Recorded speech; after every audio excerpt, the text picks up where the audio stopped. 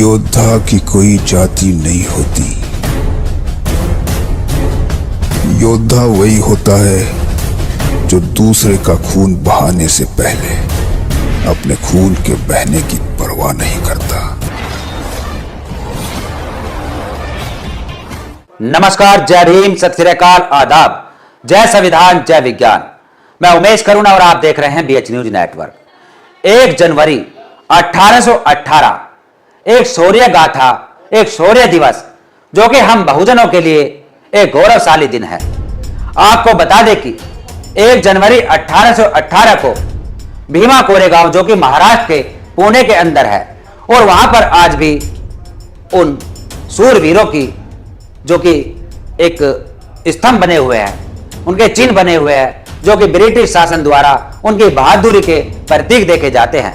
और वहीं हम आपको बता दें कि जो यह 1 जनवरी 1818 की क्रांति थी, जो एक बड़ा युद्ध हुआ था ब्रिटिश शासन द्वारा, महार सैनिक जो कि 500 महार और 28,000 पेशवाई ब्राह्मण थे, जिनको 500 महारों ने यानी कि गज्जर मौली की तरह बताते हैं कि इस तरह से उनको पराजित किया था, उनको काट डाला था, क्योंकि यह एक इम्तिहान था, यह एक बदला था, एक प्रतिशोध था। जब भारत के अंदर महारों पर यानी उस समय के शूद्रों पर, जो आज के SC ST OBC वर्ग के लोग हैं, कि उन लोगों के ऊपर अत्याचार बढ़ते जा रहे थे, उनके पीछे झाड़ू बांध दी जाती थी, गले में मटका, यानी उनके हक अधिकार से उनको वंचित रखा गया और उनको रोजाना अपमानित होना पड़ता था, तिल तिल वह मरते थे। लेकिन जब एक मौका मिला, ब्रिटिश शासन में महारों को मौका दिया गया, महार बटालियन बनाई गई, सेना में भर्ती किया गया, और उस समय जो दौर था कि ब्रिटिश शासन भी उन जो यहाँ के गद्दार लोग थे, जो यहाँ के पेशवाई थे, उनसे परेशान हो चुकी थी। तो ब्रिटिश शासन ने एक निर्णय लिया कि इनके खिलाफ 500 महार शूरवीरों को लड़ाया जाए, और उनको यहां पर उन 500 महारों का अपमान नजर आ रहा था। उनको लग रहा था कि 500 सैनिक जो कि अपमानित किए जा रहे हैं, सदियों से प्रताड़ना झेल रहे हैं, कि इनके अंदर जो आग है, जो इनके अंदर ज्वाला है, यह किस प्रकार से भरी हुई है, और इसको फोड़ने का, इसको निकालने का एक ही तरीका है कि इन पेशवाइयों के सामने इनको लड़ाया जाए। और जैसे ही निमंत्रण भेजा गया तो पेशवाइयों ने उस निमंत्रण को स्वीकार कर लिया और हंसने लगे कि हमारा क्या बिगाड़ेंगे। लेकिन वहीं जब एक मौका मिला तो भीमा कोरेगांव ने एक ऐसा इतिहास रचा, और इसलिए कहते हैं कि पढ़ेंगे भीमराव की तरह और लड़ेंगे भीमा कोरेगांव की तरह, ये कहावत बनी है। और डॉक्टर बाबा साहब अंबेडकर जी अक्सर 1 जनवरी को, जहां देश भर में यानी कि ब्रिटिशों के अनुसार, अंग्रेजों के अनुसार यहां पर नया साल मनाया जाता था, जो कि आज भी मनाया जाता है, और वहीं दूसरी तरफ डॉक्टर बाबा साहब अंबेडकर जी जो कि बचपन से सुनते आ रहे थे, उनको पिता बताते थे कि हमारा बहुत बड़ा गौरवशाली इतिहास है। और इसको सुनकर डॉक्टर बाबा साहब अंबेडकर जी अक्सर 1 जनवरी को जब उन्होंने अपना होश संभाला तो वह भी जाया करते थे पुणे में भीमा कोरेगांव उस शौर्य बलिदान को देखने, जहां हमारे 500 शूरवीरों ने एक बड़ी क्रांति की थी। और वहीं कहते थे डॉक्टर बाबा साहब अंबेडकर जी कि बलि बकरे की दी जाती है, शेर की नहीं, शेर बनो। हम शेर कौम है, हम बहादुर कौम है, जिससे कि हमें अपना जमीर याद आए, अपनी ताकत का अंदाजा हो। तो डॉक्टर बाबा साहब अंबेडकर जी भी वहां जाते थे।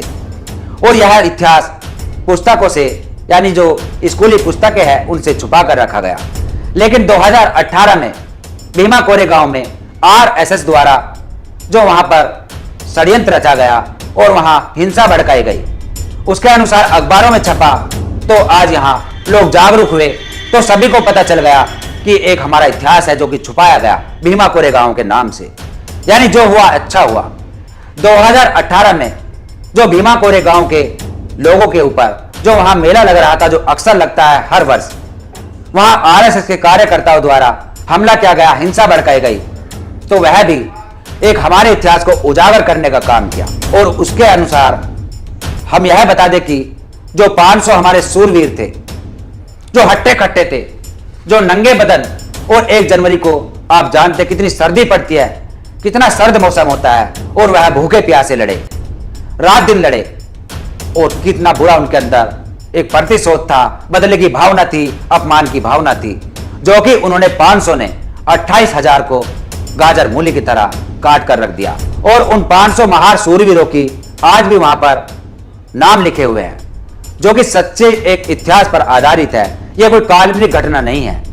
उन 500 महान सूरवीरों का नाम आज भी सुनहरे अक्षरों में लिखा गया है, जो कि ब्रिटिश शासन ने उनकी बहादुरी का प्रतीक वहां पर स्तंभ बनाए, और वह स्तंभ हर वर्ष देखे जाते हैं। और हमारा दर्शकों से यही कहना है कि अपने इतिहास को जानो, अपने इतिहास को समझो। जो कौम अपना इतिहास नहीं जानती वह कभी इतिहास नहीं रच सकती। डॉक्टर बाबा साहब अंबेडकर जी इस बात को ऐसे नहीं कहते थे। उनको पता था कि हमने इतिहास रचे हैं। जब भी हमको मौका मिला है तो हमने बड़े बड़े इतिहास रचे हैं। और हम बता दें कि हमारा छल से कपट से जो यहाँ पर हमारी दशा हुई, जो हमारा सारा साम्राज्य, हमारे सारे हक अधिकार लूटे गए, वे एक छल था, कपट था। वरना किसी की हिम्मत नहीं थी कि हमारे समाज को कोई ललकार देता। इस पर आपका क्या कहना है? कमेंट्स में अपनी राय जरूर दें। और भीमा कोरे गांव के उन 500 महान सूरवीरों को कोटि कोटि नमन करें। हम भी नमन करते हैं। जय भीम।